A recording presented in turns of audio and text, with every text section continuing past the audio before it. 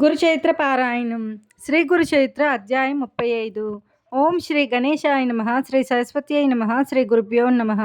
సిద్ధయోగి అటుపై జరిగిన వృత్తాంతం ఇలా చెప్పారు. సావిత్రి శ్రీగురుని పాదాలకు మ్రొక్కి, స్వామి, నిరంతరం మీ పాదాలను స్మరించేందుకు సాధారణంగా నాకొక మంత్రాన్ని ఉపదేశించి అనుగ్రహించండి అని వేడుకున్నది. శ్రీగురుడు, అమ్మా, స్త్రీలకు భర్తను సేవించడం కంటే మోక్షానికి వేరొక మార్గం లేదు. స్త్రీలకు మంత్రోపదేశం చేయకూడదు. పూర్వం దేవాసుర యుద్ధంలో చనిపోయిన రాక్షసులందరినీ శుక్రాచార్యుడు మృత సంజీవిని మంత్రంతో బ్రతికించి యుద్ధరంగానికి పంపుతున్నారు. ఒకనాడు ఇంద్రుడి వలన ఆ సంగతి విని శివుడు మిక్కిలి కోపించి నందిని పంపి ధ్యాన నిమగ్నుడై ఉన్న శుక్రాచార్యుని తెప్పించి అతన్ని మృంగి తన కడుపులో బంధించాడు. ఒకనాడు శివుడు ఏమారినప్పుడు శుక్రుడు ఆయన మూత్రంతో పాటు బయటికి వచ్చి మళ్ళా యుద్ధంలో చనిపోయిన రాక్షసులను బ్రతికించసాగాడు. ఏ మంత్రమైనా స్త్రీకి ఉపదేశం ఇస్తే నిర్వీర్యమవుతుందని, అందులో మృత సంజీవని మంత్రం మూడవ వాడికి ఉపదేశించగానే మృతమైపోతుందన్న విషయం స్మరించి శివుడు బృహస్పతిని పిలిచి అతనికి ఒక ఉపాయం చెప్పాడు. బృహస్పతి తన కుమారుడైన కుచుని అందుకు నియమించాడు. కచుడు వెళ్ళి శుక్రాచార్యునికి సాష్టాంగ నమస్కారం చేసి, అయ్యా, నేనొక విప్రకుమారుడను. అపారమైన మీ యశస్సు విని విద్యార్థినై మీ వద్దకు వచ్చాను. నన్ను స్వీకరించండి అన్నాడు. శుక్రుని కుమార్తె దేవయాని అతన్ని చూచి మోహించి తన తండ్రిని అందుకు ఒప్పించింది. కానీ రాక్షసులు కొద్ది కాలానికి కచుడు శత్రుపక్షం వాడని తెలుసుకున్నారు. కానీ శుక్రాచార్యునికి చెప్ప సాహసించలేదు. ఒకనాడు కచుడు సమిధలు తేవడానికి అడకు వెళ్ళినప్పుడు రాక్షసులు అతన్ని రహస్యంగా అక్కడే చంపేశారు. దేవయాని మొరపెట్టుకొనగా శుక్రుడు తన దివ్య దృష్టితో తెలుసుకుని మృత సంజీవిని మంత్రంతో అతన్ని తిరిగి బ్రతికించాడు. రాక్షసులు మరొక్కసారి అతన్ని చంపి దహనం చేసి ఆ బూడిద నలుదిక్కులకు విరచిమ్మేశారు. కానీ శుక్రుడు మరలా అతన్ని బ్రతికించాడు. రాక్షసులు అతన్ని మళ్ళీ చంపి భస్మం చేసి నీటిలో కలిపి శుక్రుని చేత తాగించారు. ఈసారి దేవయాని మొరపెట్టుకున్నప్పుడు శుక్రాచార్యుడు తన యోగ దృష్టితో జరిగినది తెలుసుకుని ఆమెతో అన్నాడు, అమ్మా, ఈ రాక్షసులు అతన్ని నా కడుపులోకి పంపివేశారు. ఇప్పుడు కచుని బ్రతికిస్తే నేనే చనిపోవలసి వస్తుంది. అప్పుడు ఆమె, తండ్రి, నేను అతన్ని వివాహం ఆడాలని ఎంతో ఆశలు పెంచుకున్నాను. అతడు లేక నేను బ్రతకలేను అన్నది. ఆ రాక్షస గురువు, ఈ మంత్రం నాకు ఒక్కడికే తెలుసు, ఇతరులకు చెప్పకూడదు అన్నాడు. ఆమె, తండ్రి, నీ కుమార్తెనైన నాకు ఆ మంత్రం ఉపదేశించు. కచడు బ్రతికి బయటకు రాగానే మరలా నిన్ను కూడా బ్రతికిస్తాను అన్నది. అమ్మ, స్త్రీలకు మంత్రజపం తగదు. వారికి భర్త సేవయే విధించడమైనది. స్త్రీకి ఉపదేశించిన మంత్రం శక్తిహీనమవుతుంది అన్నాడు. శుక్రుడు దేవయాని అలిగి, అలా అయితే మీరు మీ మంత్రంతో సుఖంగా ఉండండి. కచుణ్ణి విడిచి జీవించలేని నేనే మరణిస్తాను అని చెప్పి మూర్ఛపోయింది. వేరు దారి లేక ఆమెపై వాత్సల్యంతో శుక్రాచార్యుడు ఆమెను మేల్కొల్పి మంత్రం ఉపదేశించి తరువాత ఆ మంత్రంతో కచుణ్ణి బ్రతికించాడు.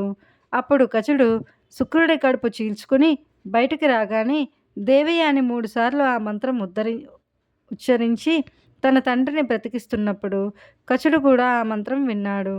స్త్రీకి ఉపదేశించడం వల్ల 3వ వాడుగా కచుడు వినిన కారణంగాను ఆ మంత్రం నష్టమైంది. అలా నిర్ధారణ చేసుకుని కచుడు శుక్రాచార్యుడికి నమస్కరించి, అయ్యా, మీ కృప వలన విద్యలన్నీ నేర్చుకున్నాను. నా అభీష్టం నెరవేరింది. ఇక్కడ ఉంటే నన్ను ఈ రాక్షసులు బ్రతకనివ్వరు కనుక నాకు సెలవిప్పించండి అన్నాడు. అది విని దేవయాని ఏడుస్తూ, నా తండ్రి నిన్ను శిష్యునిగా అంగీకరించేలా చేశాను. 3 సార్లు నీకు ప్రాణం ఇప్పించాను కనుక నన్ను వివాహం ఆడి నా అభీష్టం నెరవేర్చు అని పట్టుబట్టింది. కచుడు, నీవు గురుపత్రివి గనుక నాకు సోదరివి, ప్రాణదానం చేశావు గనుక తల్లివి. నిన్ను వివాహం ఆడడం మహాపాపం కనుక నన్ను వెళ్ళనివ్వు అని ప్రార్థించాడు. కానీ ఆమె కామవశయై, కృతజ్ఞుడా, నా సహాయంతో నీవు నేర్చిన విద్యలన్నీ మర్చిపోదువుగాక అని శపించింది.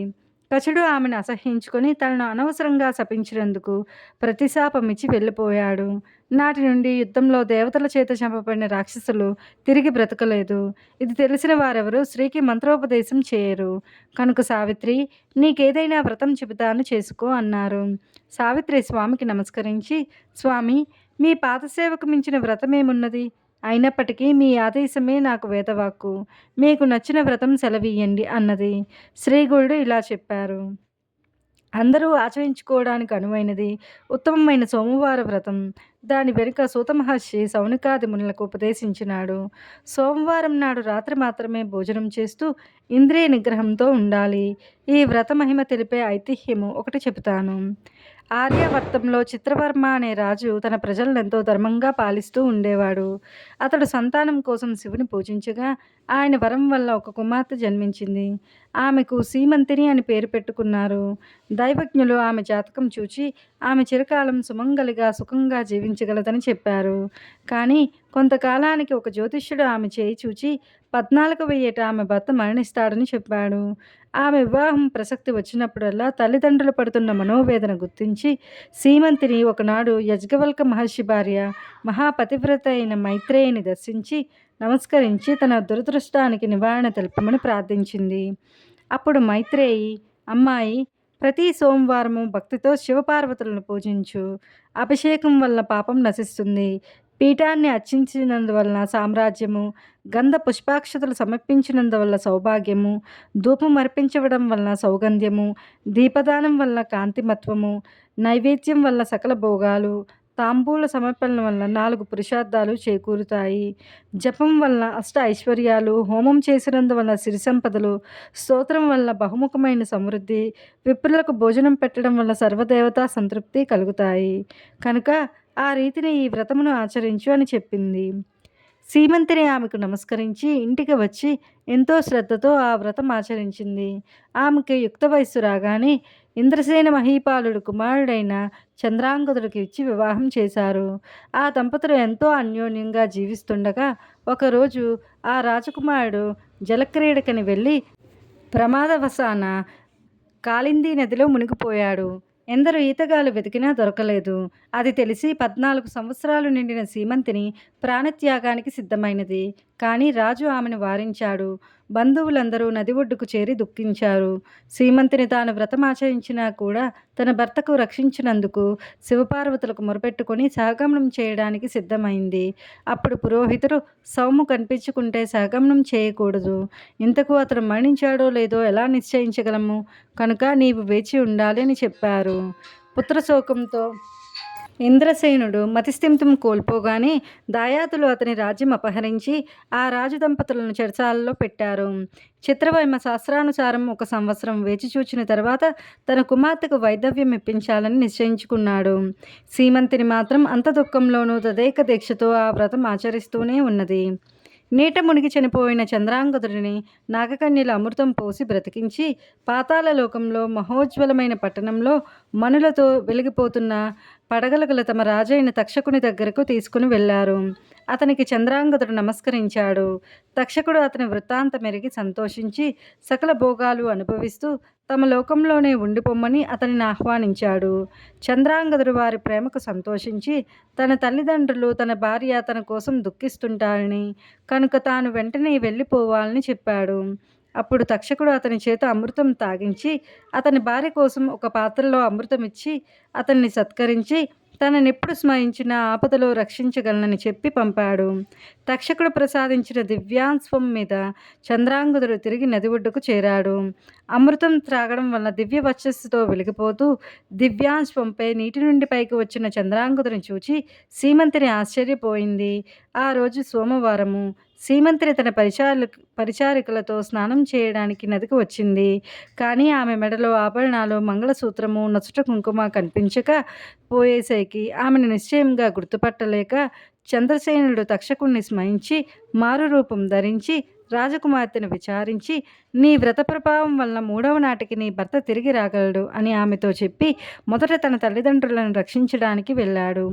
వారి రాజ్యం అపహరించిన దాయాదులకు తాను తక్షకుని వరం పొంది వచ్చిన సంగతి తెలుపుతూ రాజ్యం తిరిగి అప్పగించమని, లేకుంటే వారిని యుద్ధంలో శిక్షించగలనని హెచ్చరిస్తూ చంద్రాంగదుడు కబురు చేశాడు. నదిలో పడి మరణించిన చంద్రాంగదుడు తిరిగి వచ్చాడని తెలియగానే ఆ దాయాదులు భయపడి రాజ్యం అతనికి తిరిగి అప్పగించి క్షమాపణ కోరారు. చంద్రాంగదుడు తాను నాగలోక సౌందర్యం తిలకిస్తూ తిరిగి రావడం ఆలస్యం చేసినందుకు తన వారు ఎంత దుఃఖించారో, ఎన్ని కష్టాలు అనుభవించారో తెలుసుకుని తల్లిదండ్రులకు క్షమాపణ చెప్పుకున్నారు. తిరిగి తమ కొడుకును రాజ్యాన్ని పొందిన అతని తల్లిదండ్రులు సంతోషించి అదంతా సీమంతిని చేసిన శివారాధనకు ఫలితమేనని గుర్తించి ఆమెను తీసుకుని వచ్చి ఎంతో వైభవంగా చంద్రాంగదుడికి పట్టాభిషేకం చేశారు. శ్రీగురుడు చెప్పినది విని దత్తుడు నమస్కరించి, స్వామి, పరమ పవిత్రము శ్రేయోదాయకము అయిన మీ పాదసేవ మాకు చాలదా? త్రిమూర్తి స్వరూపులైన మీ పాదస్మరణ మాలో నిరంతరం జరిగేలా మమ్ము దీవించరాదా? వేరొక వ్రతం ఎందుకు అన్నాడు. శ్రీగురుడు, ఇది మా ఆజ్ఞ. ఈ వ్రతం చేస్తే గాని మీ సేవ మాకు అందదు కనుక ఈ వ్రతం చేసుకోండి అని చెప్పి వారిని ఆశీర్వదించి పంపివేశారు. ఇంతలో తమ పుత్రుడు ఆరోగ్యంతో సుఖంగా గురు సన్నిధిలో ఉన్నాడని తెలిసిన గూఢనాథుడు అతని భార్య వాళ్ళని చూడడానికి అక్కడికి చేరుకున్నారు.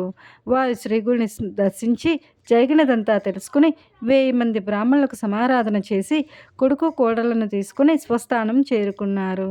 సావిత్రి, దత్తాత్రేయులు శ్రీగురుడు చెప్పిన వ్రతం ఆచరించి కాలాంతరంలో పూర్ణాయువులైన కొడుకులను కన్నారు. చనిపోయిన ఒక వ్యక్తిని తిరిగి బ్రతికించి శ్రీగురుడు ఒక విధవరాలికి తిరిగి సౌభాగ్యం ప్రసాదించారన్న వార్త నలుదిక్కులకు ప్రాకిపోయింది. శ్రీ దత్తాయ గురవే నమః. శ్రీ శ్రీపాద శ్రీ వల్లభాయ నమః. శ్రీ నరసింహ సరస్వత్యై నమః.